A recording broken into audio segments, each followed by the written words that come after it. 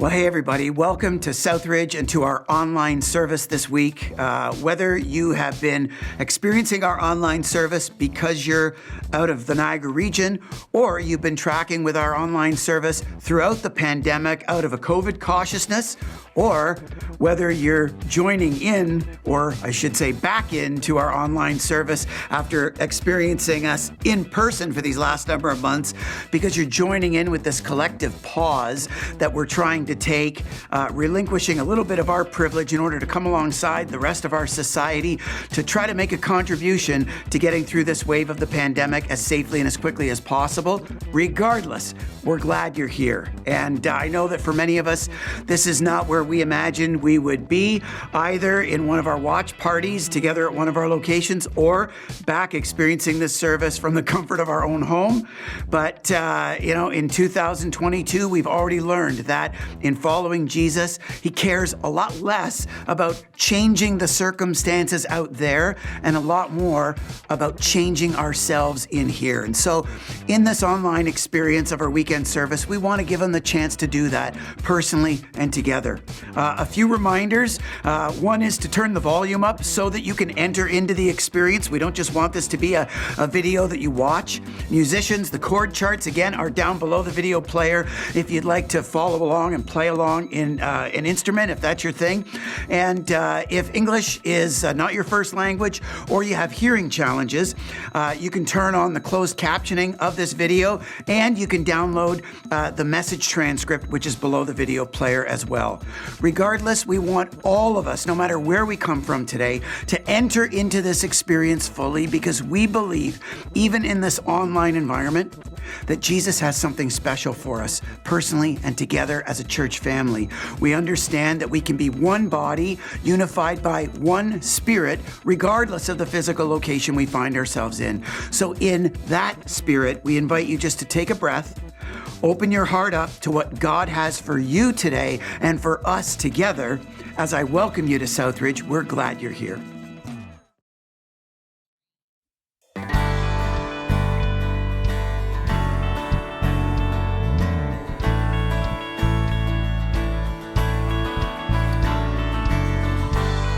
Your love's so great, Jesus, in all things. I've seen a glimpse of your heart, a million years, still I'll be singing. How can I praise you enough? How can I praise you enough? You are the Lord Almighty, outshining all the stars in glory. Your love is like the wildest ocean. Oh, nothing else compares.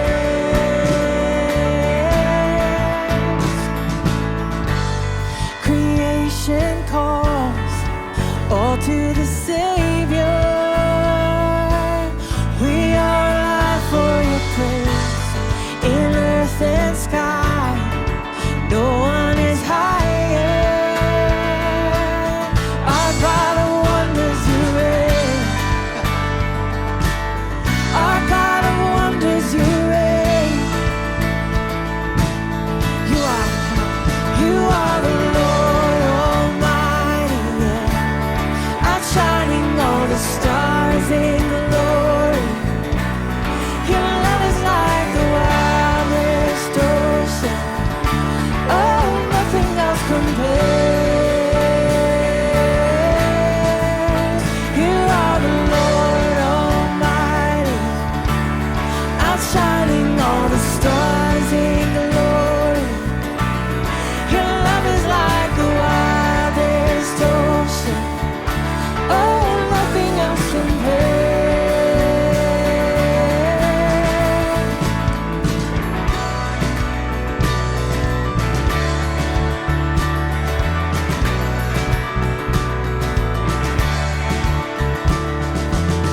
Not to us, but to your name, we lift up all praise. Not to us, but to your name.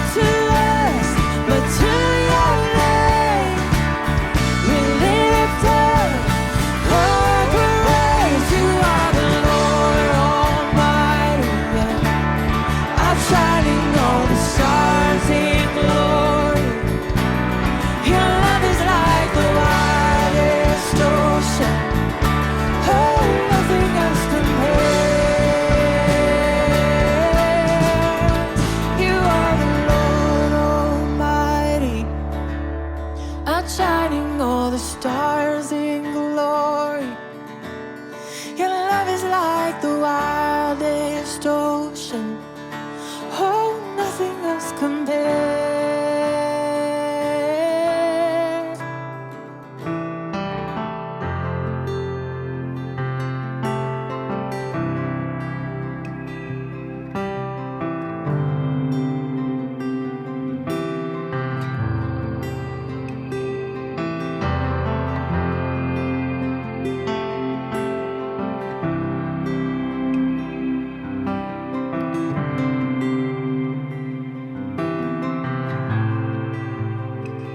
You are here, moving in our midst. I worship you, I worship you. You are here, working in this place. I worship you, I worship you. You are here, moving in our midst. I worship you, I worship you. You are here, working in this place. I worship you, I worship you. You are Waymaker, miracle worker, promise keeper, light in the darkness. My God, that is who you are.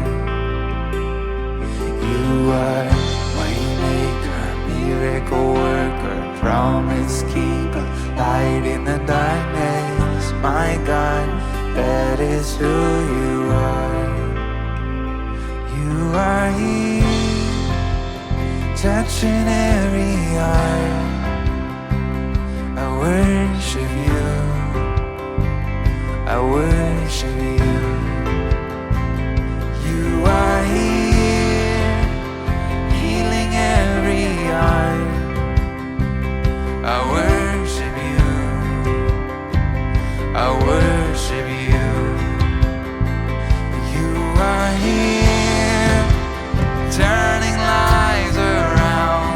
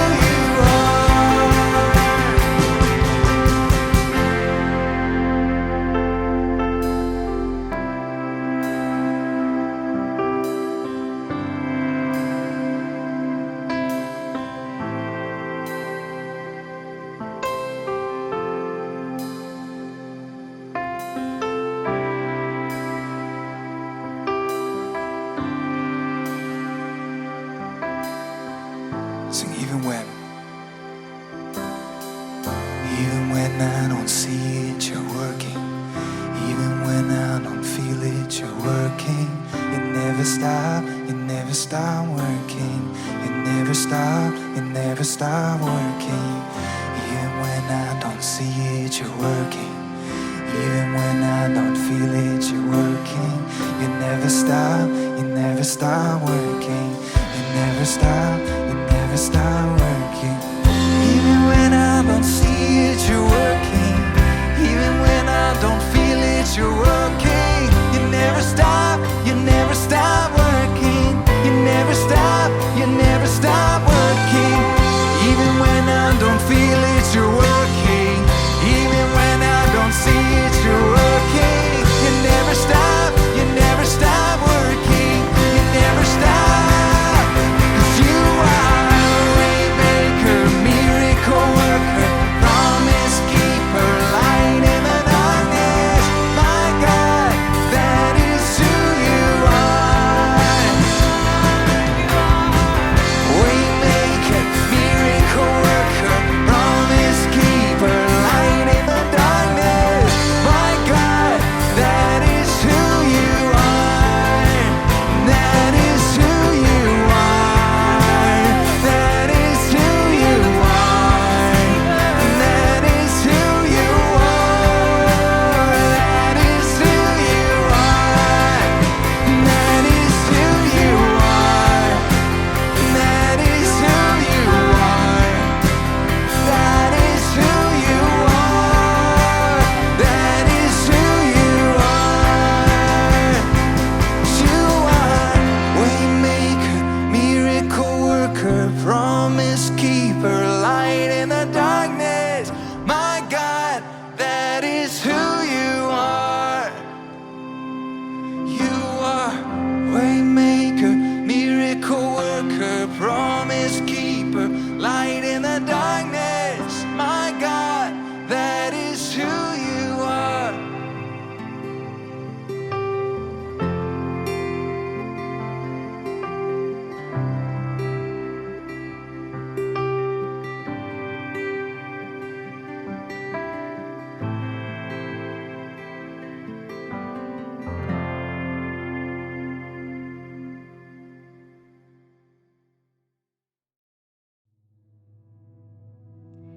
Hey everybody. I want you to do nothing but notice your breathing for the next few seconds.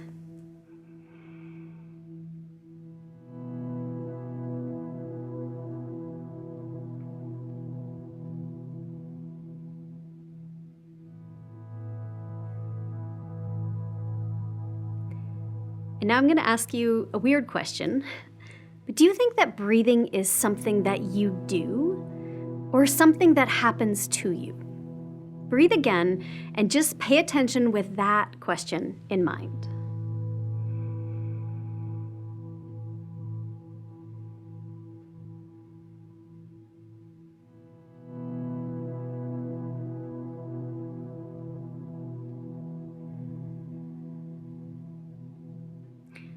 Our inclination might be to think that breathing is something that we do. I mean, I take a breath in, I push a breath out. But experientially, it doesn't feel quite so cut and dried, right? I mean, for instance, what happens if you try to stop breathing? I mean, try that without taking a breath in right now, just stop.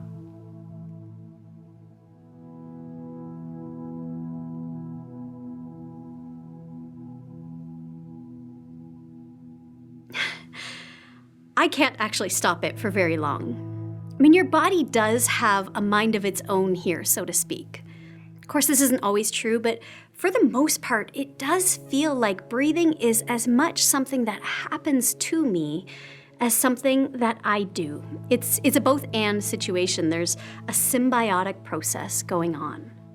So, a second question, is life something that happens to you or something that you actively do? You know, your daily experience of how work or school, family, health, how relationships go, your own spiritual vitality and growth. Are these things that happen to you? Or or things that you do. Sometimes a lot of our existence is out of our control, right? Life keeps flinging stuff at us and we're left just trying to react as best as we can. That's hard. But other times it's we who kind of actively bow out of control, right? Slipping into a contentment to simply be passengers in our own lives. Like we're in some jumbo jet that's just gonna go wherever it's gonna go without our putting much intention in at all. Either way, the truth is that in the midst of whatever life throws at us, we do still have a lot of room to choose what kind of person we want to become in the middle of that, and what kind of character we're building inside. In Philippians, the Apostle Paul tells us, "What I'm getting at, friends, is that you should simply keep on doing what you've done from the beginning. When I was living among you, you lived in responsive obedience. Now that I'm separated from you, keep it up. Better yet, redouble your efforts. Be energetic in your life of salvation, reverent and sensitive before God. That energy is God's energy, an energy deep within you. God Himself willing and working at what will give the most pleasure." Paul tells us that our spiritual life works in that same symbiotic way. It's both work we do and work that God in God's own self does in us. It's another one of the wild mysteries of life in Christ, that Christ is the breath in us, and we must breathe. Our own natural breathing can help to remind us of this, helping us to lean into the process of transformation there. So for the next minute or so, I'm going to invite you into a breath prayer with me. A simple prayer is usually the best prayer. So with each breath in, I want you to quietly say or think the phrase, "You living in me." And then with each breath out, the phrase, "Me living through you." So in, "You living in me," and out, "Me living through you." Keep going with that on your own for a minute.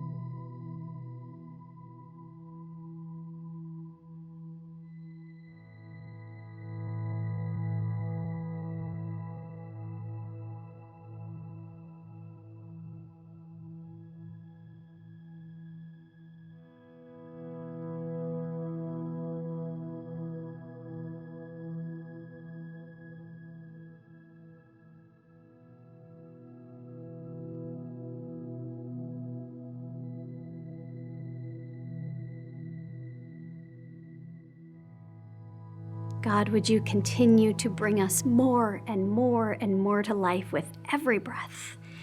May we cooperate with love, joining our energies with yours, so that no matter what life flings at us, we will know deep in our bones the experience of you living in us and us living through you.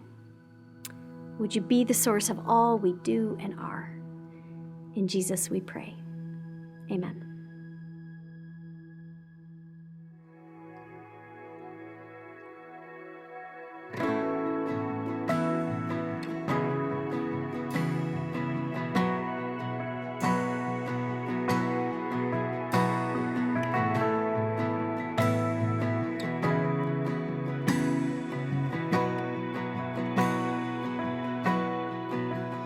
You give life, you are love, you bring light to the darkness, you give hope, you restore every heart that is broken. And great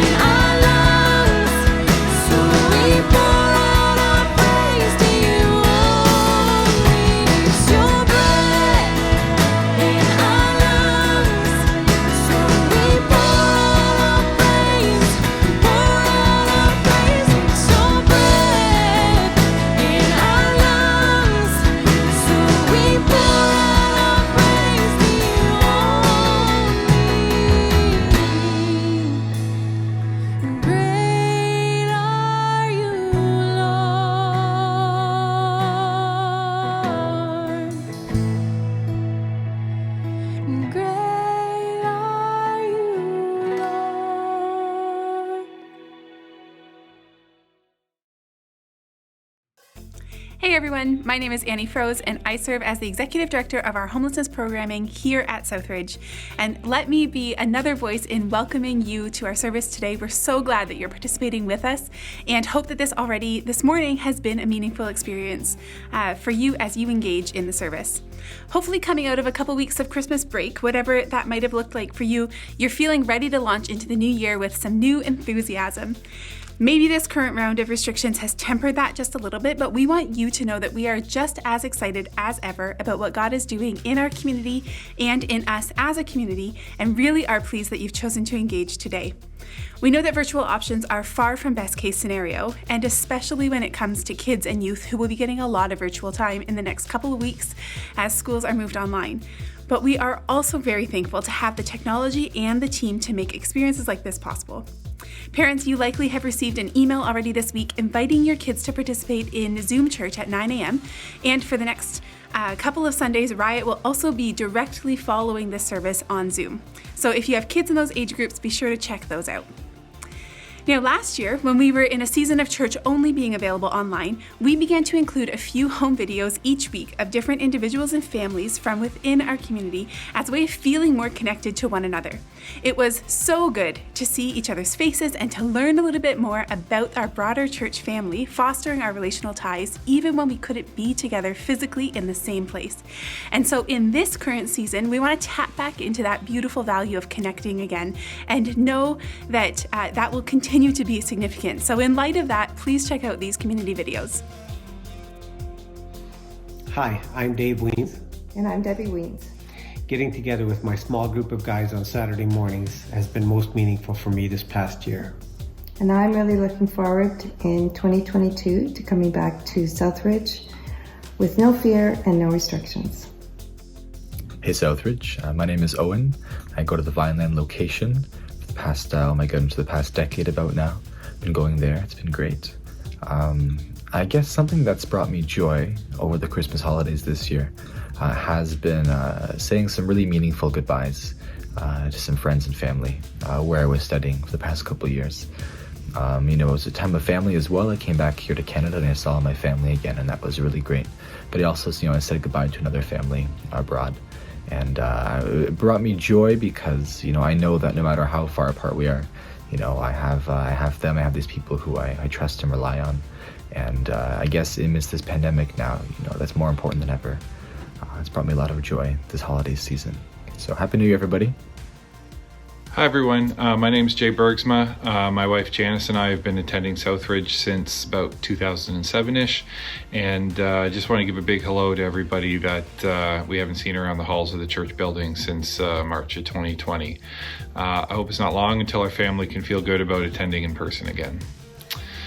Something that's brought me joy over the holidays is just the opportunity to spend some quality time with my family. Like a lot of people, our increased work demands and the kids' erratic schedules at school have been a big source of stress over the last 20 or so months.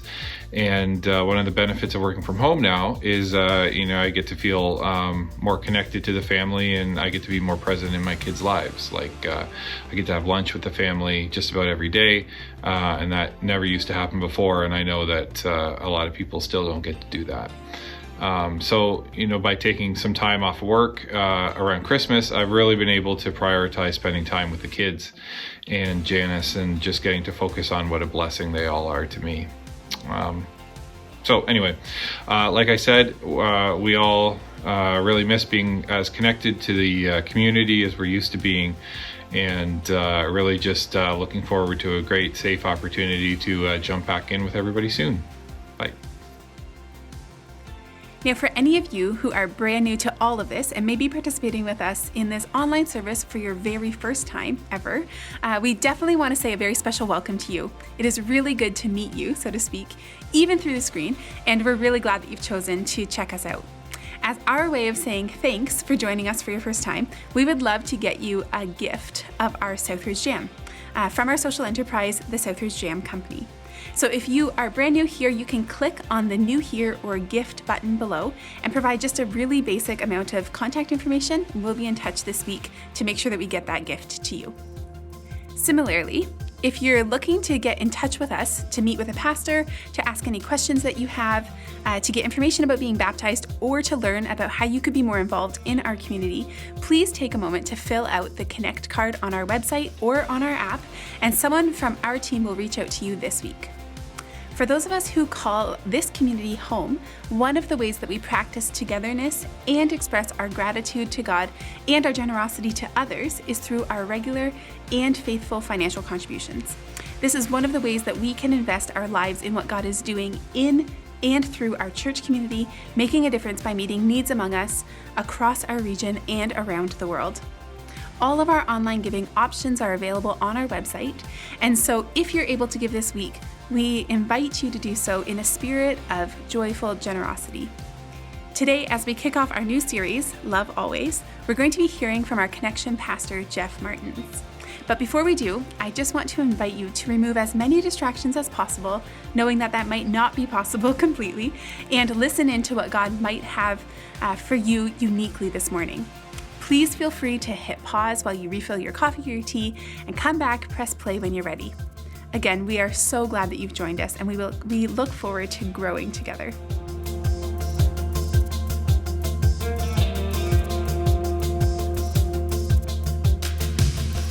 Well, here we are, friends, 2 weeks into another new year. And I wonder how many of us are kind of feeling like, I think I've been here before.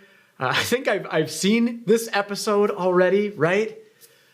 I can remember back, to the beginning of last year, the January 2021, where probably so many of us had the feeling that there was no way that 2021 could be in any way somehow as complicated or challenging or just plain as hard as 2020. And yet we all know what we have lived through and what we are living through here and now. But friends, here's the good news. As Jeff Lockyer preached last Sunday when we really kicked off the start of this year, is that regardless of our circumstances, or regardless of how new or not new this year feels so far, is the fact that Jesus still wants to do something new in us. And we firmly believe that. And for the rest of the month of January, for today and for the next 3 weeks, the new thing that we want to talk about that I think Jesus wants to do deeply in us is about who we are in our relationships and how we relate to others. Because I'm going to guess that for some of us, over the last couple of years, we've maybe had a relationship or two that's gotten a little bit wobbly, right? Our relationships have been strained and pushed to the test, and in some cases, some have fallen apart altogether. And here's the thing, I think Jesus wants to and is capable of doing something in us that wouldn't just sort of tweak or tinker with or just kind of slightly improve our relationships this year, make them a little better than they were last year, or have a few more of them survive the pandemic. No, I think what Jesus could do has the power to transform who we are in relationships, not just to make us a little bit better for 2022, but to transform our relationships for 20 years from now. And that's by looking at what it could mean for us to learn to love always in our relationships. That's what we're talking about this month. What does it mean to be people who love always? And the entire series is going to be anchored in one line from one passage in the New Testament. It's written by the Apostle Paul to the Corinthian church in the first century. And it comes out of a passage that's probably rather familiar to lots of us. You've maybe heard part of it recited at weddings or in poetry or in movies, defining what love really is. It starts by saying love is patient and love is kind. It does not envy, and then has this beautiful vision and description. But what we want to focus on is right where it ends, that I wonder might not be as familiar to us, and certainly I don't think is fully grasped in defining what love always is and what love always does. And that's where it says in 1 Corinthians 13, verse 7, that love always protects, love always trusts, love always hopes, and love always perseveres. That is what we were talking about this month, and inviting Jesus to transform who we are and how we love in all of our relationships. Now, a couple of sort of qualifiers to this love always idea that sort of apply as a banner to the whole series. First thing is when it comes to what love is and how we think about love. Because I think when we hear a vision for love, like the one in 1 Corinthians 13, our first instinct is generally to sort of want to experience this love for ourselves. And it's not a bad instinct, because I think God created us to encounter this kind of love. I think God wants to lavish this kind of love onto us. I think God wants our relationships to reciprocally and mutually express this love in them. And yet, when you look at the context that the Apostle Paul writes this vision of love and what love always is and does to this church in the first century, what he's actually trying to do is correct some behaviors and ways of relating that started to become self-motivated and self-oriented, more interested in what they could get than what they could give, and they became void of love. So the kind of love we're talking about, we have to understand, is a love that equals a radical reorientation to the other. That this first prioritizes what love I can give rather than what I can get, how I can extend it rather than simply embrace it for myself. So that's the definition of this love that we're looking at together. And secondly, we want to learn to live this love always, at all times, in all circumstances, in all relationships. And we're going to talk about what that looks like. How do we do that? And yet, there are times where that can be a bit complicated and needs some discernment, because what we don't mean is perpetuating relationships and situations that are toxic or unhealthy. What always does not equal is enablement or codependency or abuse. And we need wisdom and counsel to discern what love looks like in those situations. But if we can start to grasp these things, this love always together, I think if more of us can live it more of the time, and all of the time, we can all experience it together.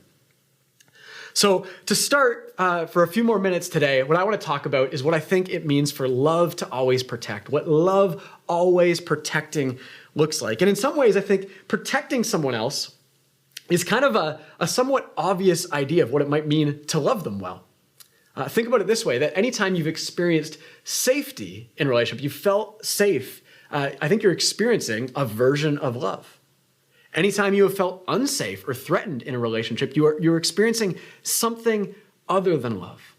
So how do we be the kind of people that contribute to relationships where that's what we're creating always, exuding a love that always protects? And I think there's 3 dimensions that I want to talk about today, and that's that love always protects physically, emotionally, and spiritually. So I want to start by talking about what does it mean for love to always protect physically, first and foremost. This is number 1. Again, I think protecting someone else's physical well-being hopefully has sort of a common sense, even common courtesy, common love kind of mindset to it. You know, when we love someone, we don't want to see them physically hurt or wounded. Think of a parent with a child, teaching them to ride a bike, how they run alongside, watching over, holding the seat, not wanting them to fall and scrape themselves unnecessarily. Or an elderly grandparent or neighbor or someone with a disability that we want to support and help, getting up a staircase because we don't want to see them fall or get hurt. Someone on the side of the road, we want to stop and help, see if they're okay, or at least steer out of the way to make sure other people aren't getting hurt.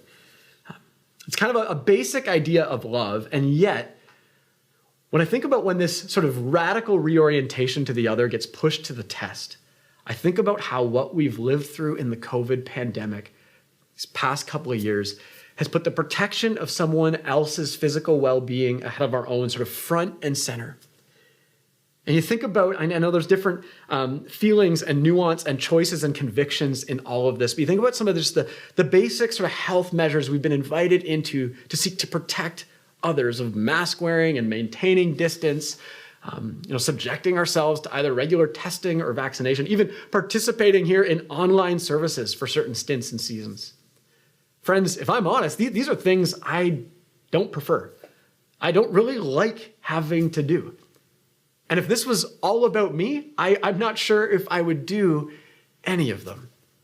But in what we're living through, when it comes to love always protecting physically, we've been confronted with an opportunity to continually radically reorient ourselves to others by the degree to which we can choose with every decision to prioritize someone else's physical safety over our own. And I think this love always protecting physically goes a step further when you think about, again, in the current situations of our essential workers or frontline responders, people in healthcare, when someone will actually put themselves in harm's way for the sake of someone else's physical well-being, it is a great act of love. And when Paul says that love always protects, what he means is that there are few acts that will show you more what love really is than when someone sets aside either their own preferences or even their own physical well-being to a degree for the sake of someone else. I can remember when I was playing travel hockey as a teenager, and when I entered into the body contact years, as was kind of one of the smaller guys, I often felt like my own physical well-being was at risk. But over time, I kind of ended up having this unspoken arrangement with one of my buddies who played on my line named Trevor, who was a little stockier than I was, and frankly was a better hockey player than I was. And the agreement that we never talked about but kind of emerged was that I would go into the corners and fight for the puck and try to dig it out of the corner to get it to him in front of the net where he scored many goals. But here's the thing. If the battle in the corner ever became more than I could handle, that Trevor would kind of come to my rescue. And I can remember this one specific time, kind of can picture it as clear as day, where I was in the corner working for the puck, and a guy who was bigger than me came in and kind of hit me and knocked me down and started almost trying to pick a fight with me. And before I could even be afraid of the fight that I didn't want to get into, Trevor came in with a body check of his own, knocked this guy down, and basically stood over him and said, "If you mess with him, you're going to mess with me." And as someone seeking to grow in the peacemaking way of Jesus, I am not looking to necessarily condone or encourage physical force or violence, even in sports. But here's the thing. There is something powerful about the people in our lives who say, if it's going to be a mess for you, then it's going to be a mess for me, because I am here to protect you. So who in your world is at risk physically that you can learn to love more by protecting? Who's getting beat up in the corners of life and you can come in to help guard and protect them? And are we willing to consistently set aside our own preferences, even at times putting ourselves in harm's way, in order to only ever always offer a love that always protects the physical well-being of someone else? I think that's what it means for love to always protect physically. Now, number 2, love always protects emotionally. And I think while physical well-being and physical protection, again, is hopefully sort of common sense at some level and obvious, even in the midst of a global pandemic, I think at times our thoughts, our words, and our actions towards others create a way greater risk for someone's emotional well-being, especially in times of conflict. And something that, is relevant and prevalent these days, and sometimes too often more damaging. I think how we behave when someone else's emotions are vulnerable and at stake, maybe especially in conflict, is a critical measure of how well we are extending a love that always protects emotionally. Proverbs 4:23 says this. It says, "Above all else, guard your heart, for everything you do flows from it." The wisdom writer is basically saying, to get by in the world well, you need to look after and guard and protect your heart above all. It's the place that all of life affects and is affected by all of life, and so you need to tend to it, care for it well. And if that's the sort of personal wisdom of the Proverbs, when I think about understanding and applying the Apostle Paul's radical reorientation to the other, of a love that always protects, I think it means that we're called to also, above all else, protect and guard someone else's heart like it's our own. That loving always means relentlessly defending the emotions and feelings of another person, just like they're yours, guarding someone else's heart. I can think of a playground conflict of when I was in, it was either grade 6 or 7 that kind of brought some of this to light for me. There was a new kid that had just come to our school. His name was Justin. And it was his first week at the school, and he was kind of trying to find his way and struggling a little bit to fit in and figure out, who he could connect and be friends with. And at recess time, he was trying to sort of interact with our friendship circle. And I wasn't really at the center of this, but I had overheard that one of my buddies had brought some paintballs for a paintball gun to school in a Ziploc bag. Now, if you're unfamiliar with paintballs, if you're just looking at them, they could easily be mistaken for something like marbles or maybe even a gumball. And I caught wind that someone was thinking of offering one of these paintballs, suggesting they were gumballs, to Justin to see what would happen. As the crowd formed, the offer was made, and Justin reached in and he grabbed one of the paintballs he was being told was a gumball. And then to my surprise, as I was just kind of standing nearby, he suddenly looked at me and he said, "Is there anything wrong with these?" And that moment kind of froze for me because I realized I had a choice of whose heart I was going to guard and protect. Either first and foremost my own, protecting my reputation and loyalty to my friends and their practical joking, or by lovingly intervening and protecting this new kid from an awful taste and even worse, embarrassment. Before I gave it any more thought, I suddenly heard myself say, "I don't know." And Justin ate the paintball and ran off in tears. And friends, in that moment, I knew I had done something other than love. So what about in your relationships? Whose emotional well-being is at stake right now? What about the conflicts you're experiencing, whether in family or with friends, in your marriage, with your kids, in the church community? And are you only ever always seeking to guard the other person's heart like your own? If you're involved in a conflict, are you seeking to go to the other person graciously and sensitively, humbly, wanting to talk together, to seek to resolve it? Or are you going to others to talk about, venting to them, gossiping, weaving stories in your head that alter their reputation in your mind and the minds of others? Are you seeing people being treated unfairly that put their emotions at risk, but you're kind of choosing to ignore, to avoid, to rationalize in order to not put your own feelings and experience at risk? Friends, how about how we engage on social media? And I think this is a huge one when it comes to the emotional well-being of others. I think if the church could do a Love Always Protects audit in its behavior on social media, it could be world-changing.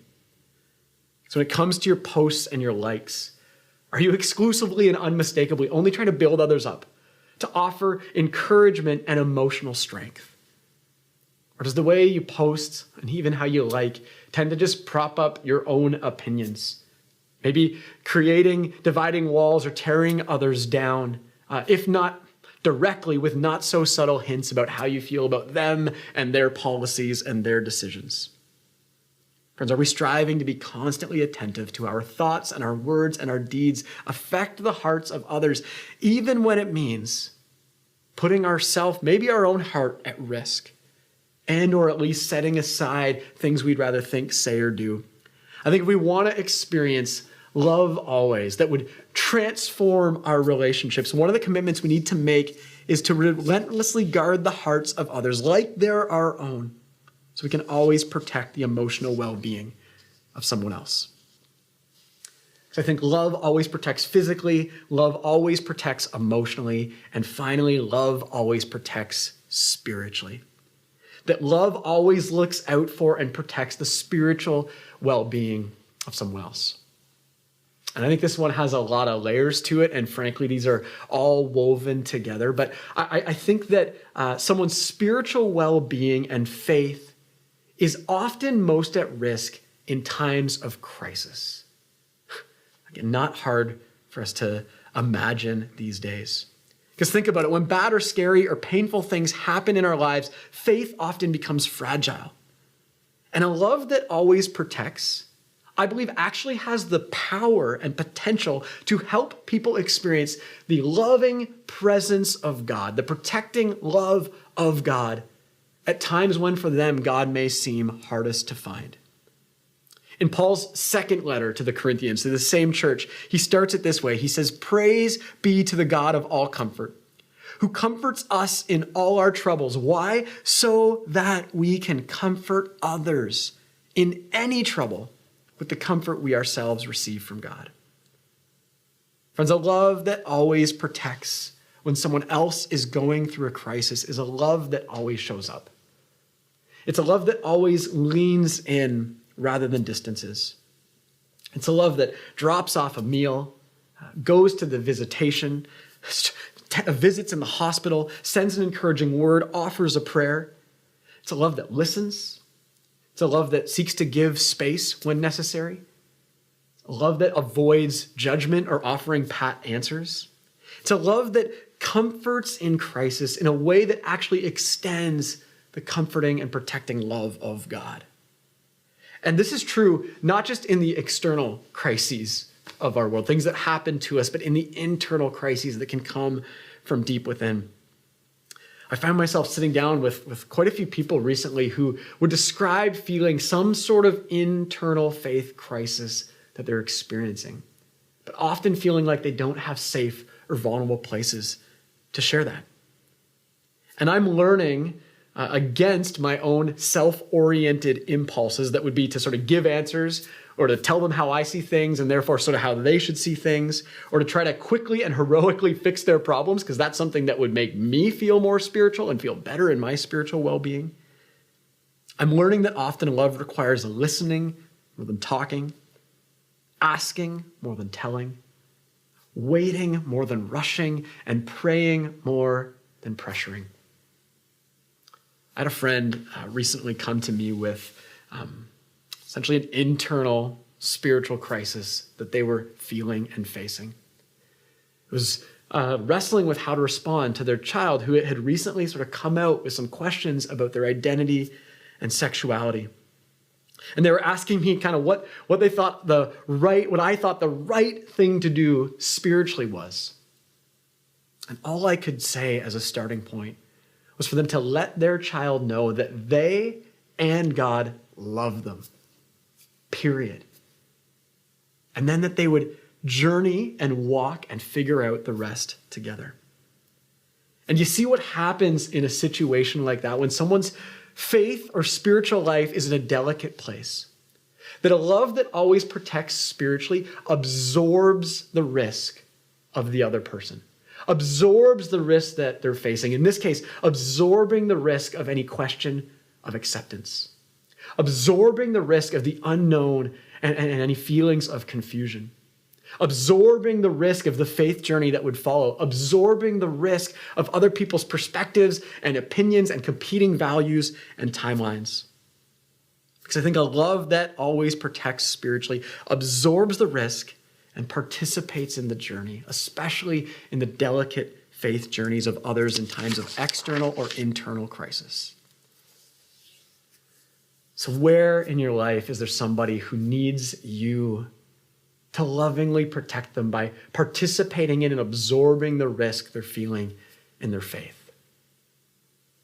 You know, who's getting beat up spiritually in the corners of their faith? Whose heart and faith needs you to guard it like it's your own? Not by controlling or manipulating or even sheltering, but by coming alongside, tenderly nurturing and walking with patience, with grace, humility.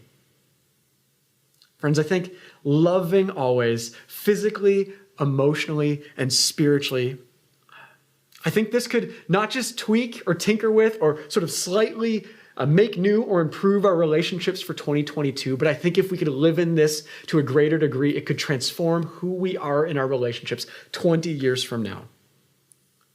And the good news that kind of makes this all possible is that this love is the love that God has only ever always shown to us. By physically coming into the world in the person of Jesus and physically absorbing the risk of the cross for our sake. By emotionally healing us. By reconciling our relationship with God, our relationship with ourselves, and our relationship with others. And by protecting us spiritually, by giving us His Holy Spirit. Nurturing us, comforting us, advocating for us, leading us into God's truth. One more word from the Apostle Paul in that second letter to this Corinthian church. In 2 Corinthians 5, it says, Christ's love has moved me to such extremes. That it's God's love through Christ that is causing me to say all this, do all this, want to live all this, see this worked out in community. Because God's love has the first and last word in everything we do. All this comes from the God who settled the relationship between us and Him, and then He has called us to settle our relationships with each other?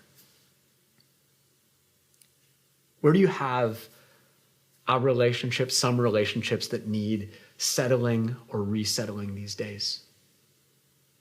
Because whether 2 weeks in, this year feels new or not that new, I firmly believe this is a new opportunity, a new chance for Jesus to do a new thing in us by settling and resettling our relationships on love. Settling our relationships on learning to love always. Settling our relationships on a love that always protects. The same way that God has always loved and protected us. And that is my prayer for you. That is my prayer for your relationships. That is my prayer for our community. And throughout this series, we want to catch some glimpses of some examples, some illustrations, some stories of how real people in our community are seeking to live out this kind of love together. In this case, learning what it means to live out a love that always protects, being people that love always in the same way God has always loved us. So in that spirit, I invite you to check out Elaine and Linda and Diane's story of friendship. Check it out.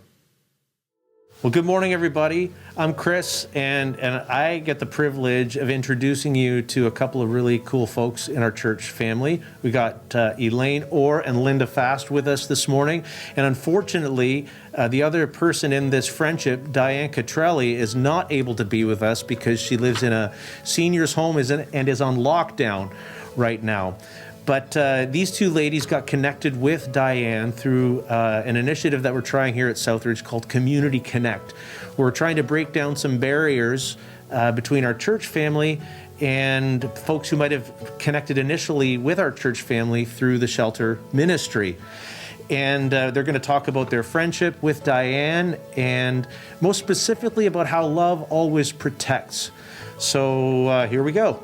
Diane can't be with us this morning because she's in lockdown. Otherwise, it would be the three of you having this conversation. Yeah, this conversation together. So, cheers to Diane. Hi, Diane. But tell us a little bit about Diane's situation and where she lives and so on. Diane lives in extended care, and until we were hooked up with her, she hadn't had much social interaction or left the home for 2 years.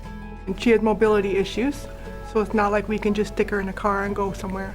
We have to arrange for transportation for her, and that becomes an issue. And our first outing with her was a shopping trip, and it was disastrous, wasn't it? The transportation was just disastrous, but she was having the time of her life because she was shopping at Walmart. Yeah. So as you got to know Diane, what did you start to realize were some of the barriers for her connecting with people? So it was the transportation. She doesn't have a phone. So as soon as we got that straightened out, things started to go smoother. We got her out on a regular basis, on a weekly basis. Every other Sunday was church, and in between every other one was ladies group here at the church. And just Linda, tell us how the transportation actually works. What actually goes on? Well, she has it on her phone. Right. So she has to phone them 2 weeks, 2 days prior to the occasion that we want her to come out. And it's always a little bit complicated. Sometimes there's no time just to sit and chat with her. It's always boom, boom. And we'd like to be able to sit more with her. It's really good for her to get back with her own people. Like, these are her people. She hasn't been around anyone for a long time. It's very social for her, and she's quite social. And she's funny as heck. How are things in the current climate changing for how you can be there for her and visit with her? Well, we can't really, because extended care is in lockdown. So we do have phone calls that we're arranging that we can sit and chat with her. So she doesn't have her own phone? No. Is that's something that you guys are trying to maybe figure out a little bit too? Yeah, exactly. I just bought myself a new phone yesterday, so I'm gonna see what we can do with my old phone for her. Yeah, I'm not techie, so I have no idea what I'm doing, right? What's hard about growing in this kind of love that wants to protect other people and look out for other people? Well, any of the difficulties we discussed, right? First it was getting her out of the home, transportation, things like that, but I don't think it's hard.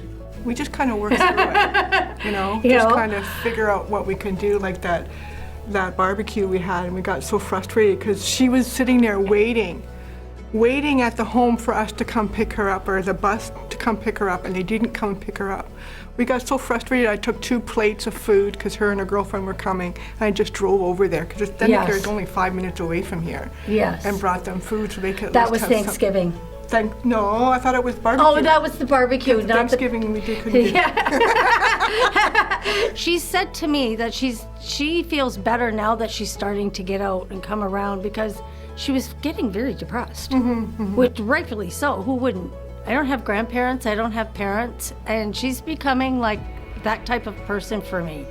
I really enjoy being around her. It's a lot of fun. We have a lot of fun together. But the love that I'm getting back is just phenomenal. It's just phenomenal. And it's the 3 of us, really. Well, I just want to thank Elaine and Linda and in absentia Diane for allowing us to share their story and the way that God has brought them together in a friendship that is hoping to protect well. And I hope that other people out there will consider how they could engage in a love that always protects. Have a great day.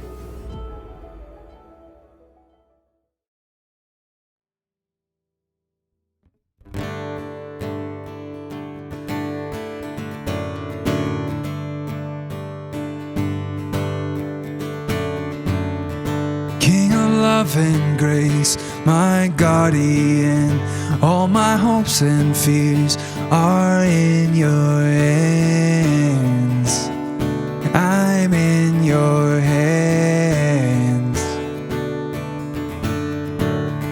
Where you go, I'll go. Show me the way. Every step I take, be now my guide. God on my side.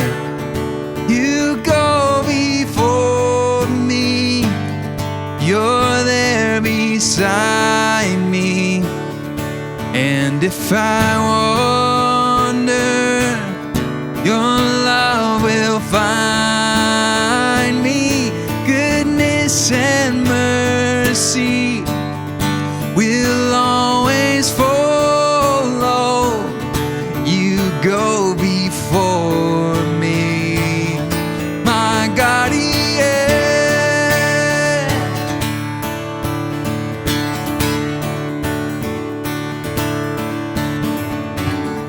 When I hear you say, trust and obey, I will walk by faith and not by sight.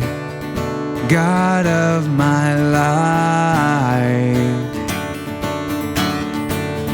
let your kingdom come, your will be done. All your promises will stand forever. God, my defender, you go before me, you're there beside me. And if I wander, your love will find me. Goodness and mercy will always follow. You go before me, my guardian.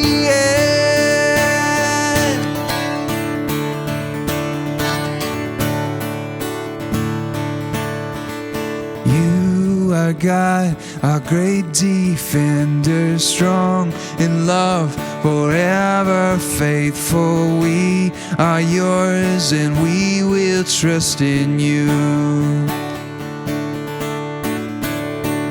You are God, our great defender, strong in love, forever faithful. We are yours and we will trust in you. Yeah, you go before me, you're there beside me. And if I wander, your love will find me.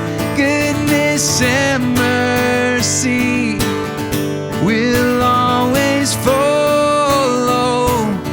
You go before me, my guardian.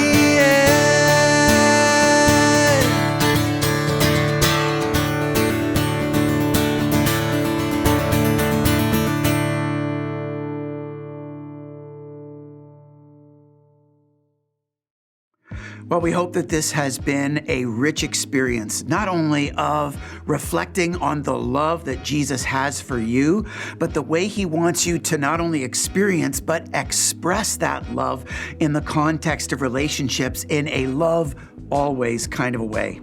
More than that, I hope it inspires you to track with this whole series through the month of January, and even to consider some people in your life, friends or family, co-workers, classmates, teammates, neighbors, who could benefit from the value of these conversations in their lives as well. Invite them into experiencing this online service and to tracking with us in the subsequent 3 weeks of this series. As always, as a church, we want to encourage the practicing of the presence of God through the other 167 hours of the week, not just this 1 hour. And so you can go below the video player to the Practice This Week button, or access the spiritual practices that we prepared for this week, or click on the Spiritual Practices tab on our website or on the app if you've downloaded that for yourself.